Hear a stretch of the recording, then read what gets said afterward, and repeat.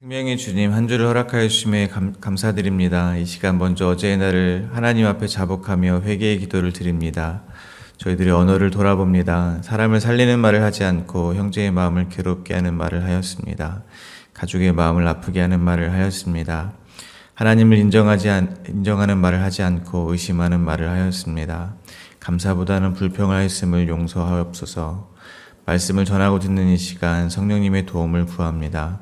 성령 하나님 도와주셔서 주님의 마음을 온전히 전하게 하시고 깨닫게 하여 주시옵소서. 예수 그리스도의 이름으로 기도하오며 하늘에 계신 아버지, 오늘 제가 주님의 임재 안에서 살고 주님을 더욱더 기쁘시게 하기를 기도합니다. 주 예수님, 오늘 제가 저의 십자가를 지고 주님을 따르기를 기도합니다. 성령님, 오늘 성령님이 저를 충만하게 채워주시고 성령의 열매, 사랑과 희락과 화평과 오래 참음과 자비와 양성과 충성과 온유와 절제가 제 삶 속에서 익어갈 수 있도록 해 주시기를 기도합니다. 아멘. 말씀을 나누겠습니다. 오늘 저희들에게 주신 하나님의 말씀은 마가복음 8장 14절에서 26절까지의 말씀입니다. 저와 여러분 한 절씩 교독하겠습니다. 제자들이 떡 가져오기를 잊었음에 배에 떡 한 개밖에 그들에게 없더라. 예수께서 경고하여 이르시되 삼가 바리새인들의 누룩과 헤롯의 누룩을 주의하라 하시니 제자들이 서로 수군거리기를 이는 우리에게 떡이 없음이로다 하거늘 예수께서 아시고 이르시되 너희가 어찌 떡이 없으므로 수군거리느냐 아직도 알지 못하며 깨닫지 못하느냐 너희 마음이 둔하냐 너희가 눈이 있어도 보지 못하며 귀가 있어도 듣지 못하느냐 또 기억하지 못하느냐 내가 떡 5개를 5,000명에게 떼어줄 때에 조각 몇 바구니를 거두었더냐 이르되 12이니이다 또 7개를 4,000명에게 떼어줄 때 조각 몇 광주를 거두었더냐 이르되 7이니이다. 이르시되 아직도 깨닫지 못하느냐 하시니라.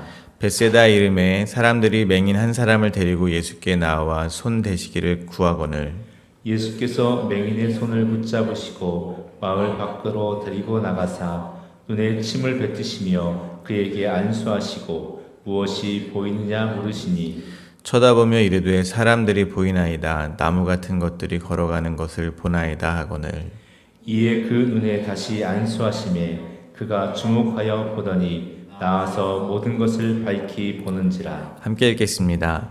예수께서 그 사람을 집으로 보내시며 이르시되 마을에는 들어가지 말라 하시니라. 아멘. 예수님께서 두로 지방에 가셔서 수로보니게 여인의 딸에게 들린 귀신을 쫓아주셨습니다.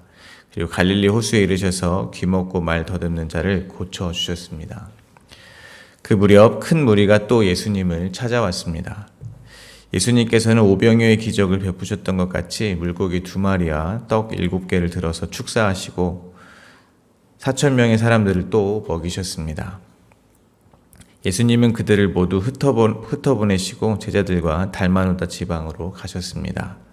후에 바리새인들이 예수님께 나와 시험하여 하늘로부터 오는 표적을 구했지만 예수님은 어찌하여 이 세대가 표적을 구하느냐 내가 진실로 너에게 이르노니 이 세대의 표적을 주지 아니하리라 하고 탄식하시고는 배를 타고 바리새인들에게서 떠나 갈릴리 호수 건너편으로 가셨습니다. 오늘 본문은 예수님께서 바리새인들과 헤롯의 누룩을 주의하라고 가르치시고 벳세다에서 맹인을 고쳐주시는 장면입니다. 오늘 본문은 크게 세 문맥으로 나누어 묵상하도록 하겠습니다. 첫 번째 문맥은 14절부터 16절입니다. 예수님은 바리새인들의 누룩과 헤롯의 누룩을 주의하라고 경고하고 계십니다. 두 번째 문맥은 17절부터 21절입니다. 예수님은 떡이 없으므로 수군거리는 제자들에게 마음이 둔하다 책망하십니다. 세 번째 문맥은 22절부터 26절입니다. 예수님은 벳세다에 이르러 사람들이 데려온 맹인 한 사람을 고쳐주십니다. 첫 번째 문맥입니다. 먼저 14절입니다. 제자들이 떡 가져오기를 잊었음에 배에 떡 1개밖에 그들에게 없더라. 예수님께서 또다시 하늘로부터 오는 표적을 구하는 바리새인들을 피하여 갈릴리 호수 건너편으로 가시기 위해서 배를 타셨습니다. 제자들은 급히 오느라 떡을 챙기지 못한 것 같습니다.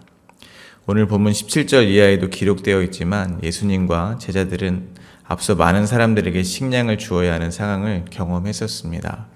바로 오병이어의 기적과 칠병이어의 기적입니다. 그러나 지금 또다시 그러한 상황이 벌어진 것입니다.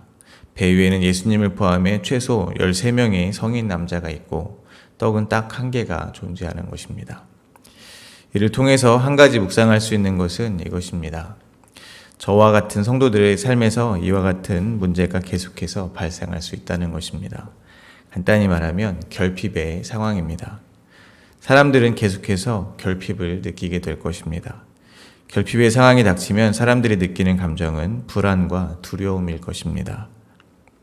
저에겐 수많은 경험이 있습니다. 바로 하나님께서 저에게 필요를 반드시 채워주셨던 경험이 있습니다. 먹을 것이 없을 때면 먹을 것을 주셨고 잘 곳이 없을 때면 잘 곳을 주셨습니다.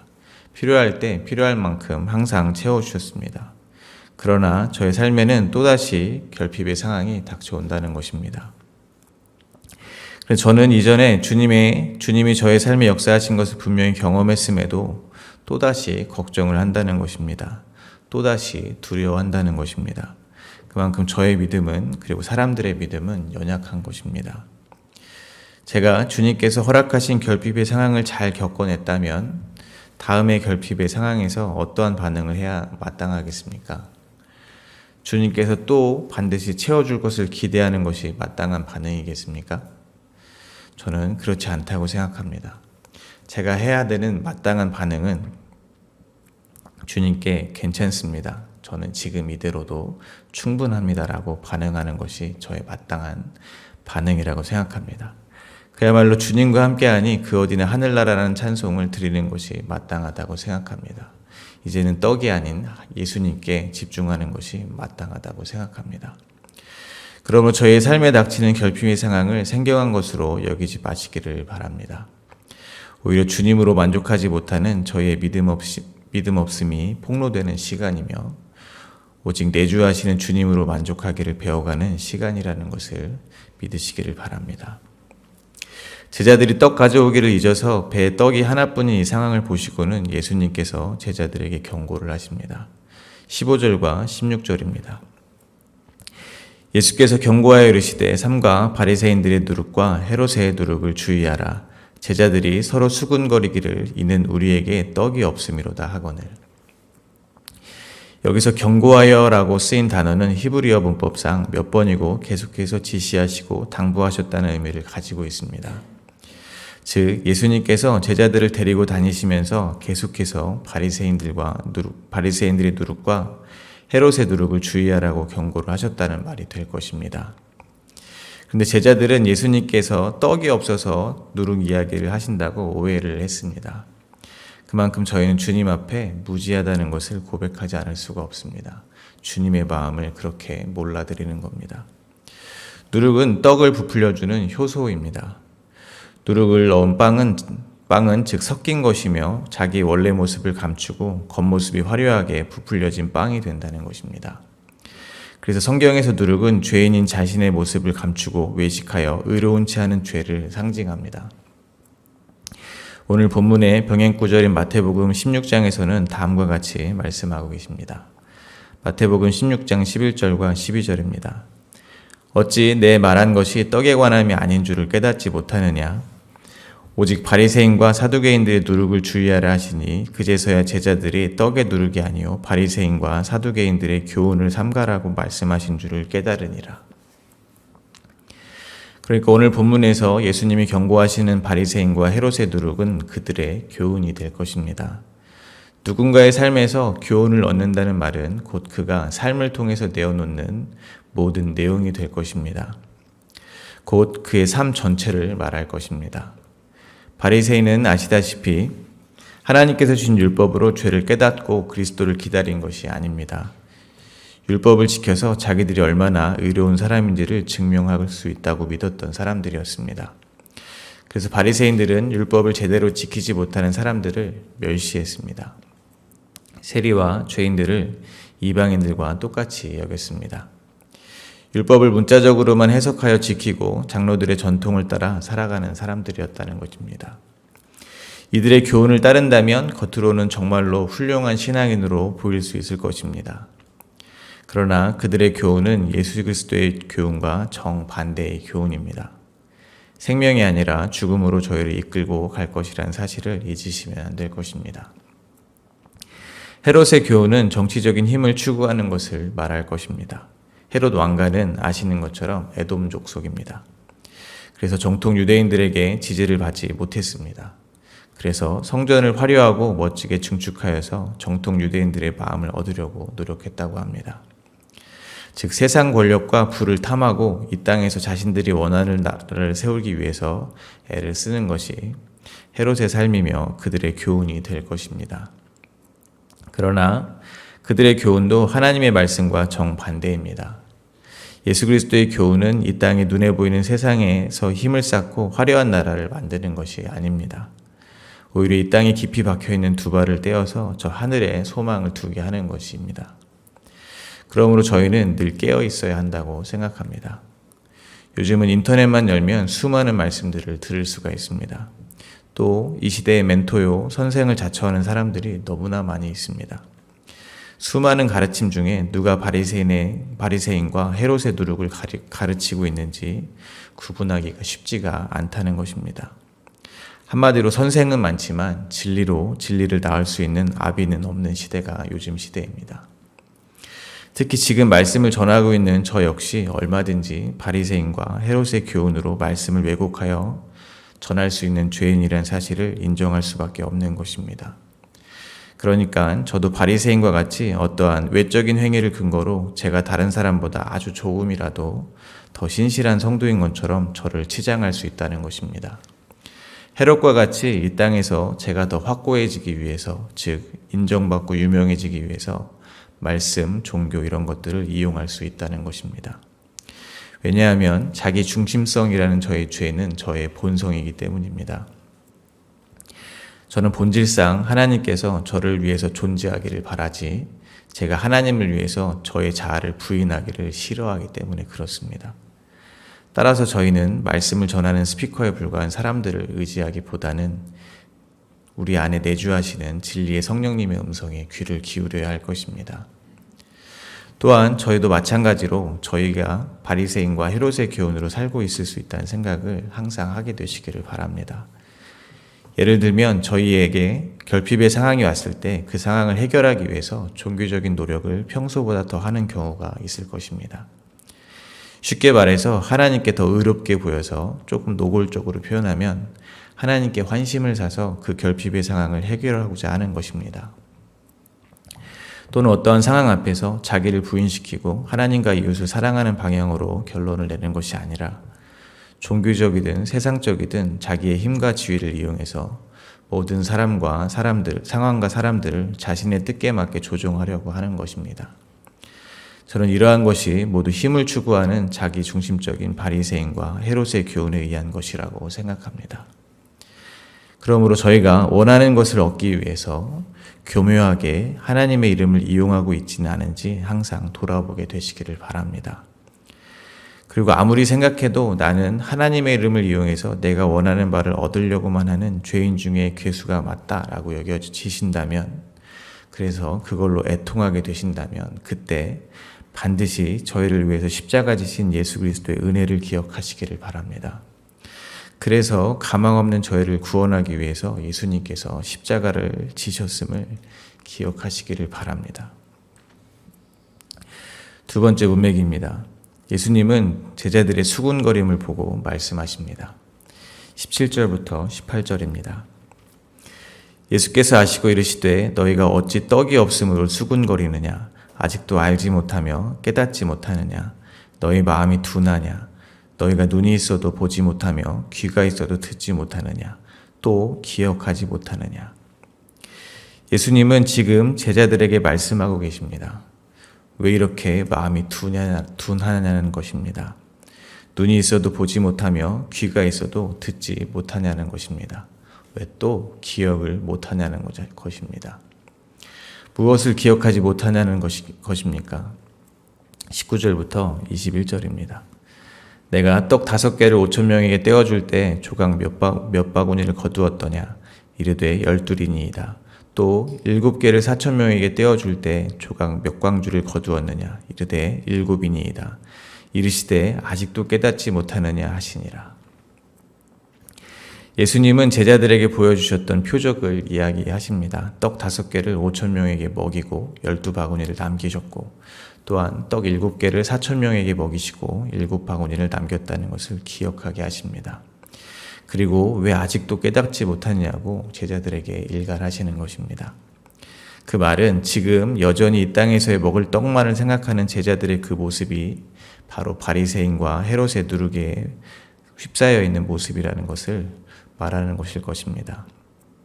그러나 마찬가지로 저희는 예수님을 믿는다고 하면서, 즉 하나님 나라를 소망한다고 하면서도 제자들과 같이 여전히 생명의 떡으로 오신 예수 그리스도보다는 이 땅에 저희의 실제적인 배를 부르게 해줄 떡에만 관심이 있다는 것을 고백하지 않을 수가 없습니다. 그렇지 않습니까? 저희가 바로 눈이 있어도 보지 못하는 자이며, 저희가 바로 귀가 있어도 듣지 못하는 자이며, 또 기억하지 못하는 자라는 것을 잊지 마시기 바랍니다. 주님 앞에 반드시 이러한 자기 인식이 있으시기를 간절히 바랍니다. 그래야 주님께 긍휼을 구할 수가 있습니다. 죄인을 부르러 오신 예수님께 그래야 저희가 나아갈 수가 있는 것입니다. 그런데 저는 지금 이 제자들이 예수님과 함께 있다는 사실에 눈이 갑니다. 제자들뿐 아니라 예수님을 따랐던 많은 무리들, 예수님께 질문했던 바리새인들, 서기관들 모두 귀가 있어도 듣지 못하는 자이며 눈이 있어도 보지 못하는 자였습니다. 그러나 지금 예수님께서는 그들로부터 떠나셨다는 것입니다. 하지만 제자들과는 함께 계시다는 것입니다. 그러므로 진정한 귀가 있는 자란 예수님과 함께하는 자이며 예수님이 듣기를 허락한 자들이라고 생각합니다. 마가복음 4장 9절에서 13절입니다. 또 이르시되 들을 귀 있는 자는 들으라 하시니라. 예수께서 홀로 계실 때 함께한 사람들이 12제자와 더불어 그 비유에 대하여 물으니, 이르시되 하나님 나라의 비밀을 너희에게는 주었으나 외인에게는 모든 것을 비유로 하나니, 이는 그들로 보기는 보아도 알지 못하며 듣기는 들어도 깨닫지 못하게 하여 돌이켜 죄사함을 얻지 못하게 하려 함이라 하시고. 그러므로 저희는 모두 귀가 있는 자입니다. 들을 귀가 있는 자라는 것입니다. 예수님의 말씀을, 즉 하늘의 비밀을 알아들을 수 있는 귀가 있는 자라는 것입니다. 어떻게 그렇게 되었다는 것입니까? 저희들의 실력이겠습니까? 절대 아닙니다. 하나님께서 하나님 나라의 비밀을 저에게 알려주셨기 때문입니다. 모든 것이 주님의 은혜라는 것입니다. 하지만 제자들이 그러하듯이 저희는 처음에는 희미하게 깨닫게 될 것입니다. 세 번째 문맥에서는 제자들의 영적인 상태가 어떠한지를 보여주는 듯한 일이 벌어집니다. 벳세다에 이르러 예수님께 사람들이 한 맹인을 데리고 온 것입니다. 23절부터 25절입니다. 예수께서 맹인의 손을 붙잡으시고 마을 밖으로 데리고 나가서 눈에 침을 뱉으시며 그에게 안수하시고 무엇이 보이느냐 물으시니 쳐다보며 이르되 사람들이 보이나이다. 나무 같은 것들이 걸어가는 것을 보나이다 하거늘, 이에 그 눈에 다시 안수하심에 그가 주목하여 보더니 나아서 모든 것을 밝히 보는지라. 예수님께서 맹인의 눈에 침을 바르고 안수하시니 맹인의 눈이 한 번에 떠지지 않습니다. 맹인은 사람이 보이긴 하는데 흐릿하여 나무 같은 것들이 걸어가는 것처럼 보인다고 하는 것입니다. 그러자 예수님께서 다시 맹인의 눈에 안수를 해주십니다. 마침내 그가 모든 것을 밝히 보게 되었습니다. 마치 예수님이 표적을 보여주시며 계속해서 생명의 떡에 대해서 가르치시고 바리새인의 누룩과 헤롯의 누룩을 주의하라 경계하셨음에도 제자들이 지금은 알아듣지 못하는 모습과 같습니다. 그러나 그들은 결국 하나님 나라의 비밀을 밝히 알아보게 될 날이 있을 것입니다. 왜냐하면 예수님과 함께하기 때문입니다. 예수님께서 반드시 제자들을 그렇게 해주실 것이기 때문입니다. 그러므로 저희는 지금 좀 흐릿하게 보여도 너무 걱정할 것이 없다는 것입니다. 왜냐하면 저희도 지금 예수님과 함께하기 때문에 그렇습니다. 저희를 너무 자책하거나 책망할 필요가 없다는 것입니다. 그러나 이 이야기를 뒤집어서 이야기하면 지금은 이해할 수 없는 일들이 많을 것이라는 것입니다. 예수님을 믿는다는 것이 이런 것인가 하는 일들이 아주 많을 것이라는 것입니다. 그러나 저희는 그것이 모두 하나님 나라의 비밀을 알려주시기 위해서 저희의 삶에 허락한 일들이라는 것을 깨닫는 날이 반드시 올 것이라는 것입니다. 주님의 얼굴을 밝히 보게 되는 날이 곧 오게 될 것이라는 것을 믿으시기를 바랍니다. 예수님께서는 눈이 떠진 맹인에게 다음과 같이 말씀하십니다. 26절입니다. 예수께서 그 사람을 집으로 보내시며 이르시되 마을에는 들어가지 말라 하시니라. 세상의 상식으로는 마을에 들어가서 예수님이 고쳐주셨다고 간증해라 라고 말해야 맞을 것입니다. 그러나 예수님은 마을에 들어가지 말라고 하십니다. 또다시 바리새인과 헤롯의 두룩을 경계하고 계시는 것입니다. 그저 예수님을 병이나 고쳐주는, 즉 예수님을 이 세상의 떡이나 배부르게 주는 그런 분으로 전하는 것을 경계하고 계시는 것입니다. 그러므로 저희도 예수님에 대한 인식을 돌아보아야 할 것입니다. 진짜 마을에 들어가 전해도 되는 예수를 알고 있는지, 아니면 예수님이 전하기를 경계하시는 정도로 알고 있는지 먼저 돌아보아야 할 것입니다. 만약 그저 나를 위로해 주시고 나를 건강하게 해주시고 나를 부유하게 해주시고 나를 하나님 나라 보내주는 오직 나를 위한 분으로 알고 인식하고 있다면 우리는 예수님을 사랑하는 것이 아닐 수 있습니다. 단지 예수님을 따랐던 많은 무리와 같이 예수님이 가지고 있는 능력에 매료되어 있는 것일 수 있습니다. 만약 그 능력이 황금 송아지에게 있다면 저희는 황금 송아지를 우리를 구원한 여호와시다라고 부를 수 있다는 사실을 반드시 기억하시기를 바랍니다. 말씀을 맺겠습니다. 저희들의 삶에 허락하신 일들을 통해서 점점 흐릿하게 보이던 하나님 나라가 선명하게 보이게 되기를 간절히 바랍니다. 예수님이 가져다 주는 좋은 것들을 기대하는 신앙에서 예수님만 바라보는 신앙이 되시기를 간절히 바랍니다. 예수님과 함께함으로 부유함에도 처할 줄 알고 가난함에도 처할 줄 알며 유대인에게는 유대인과 같이 되어주고 이방인에게는 이방인과 같이 되어줄 줄 아는 하늘의 진정한 풍요를 소유한 신앙이 되시기를 간절히 바랍니다. 오늘 하루도 저희를 포기하지 않으시고 결국 하늘나라의 비밀에 눈을 뜨게 해주실 주님을 기대하고 의지하시는 하루가 되시기를 바랍니다.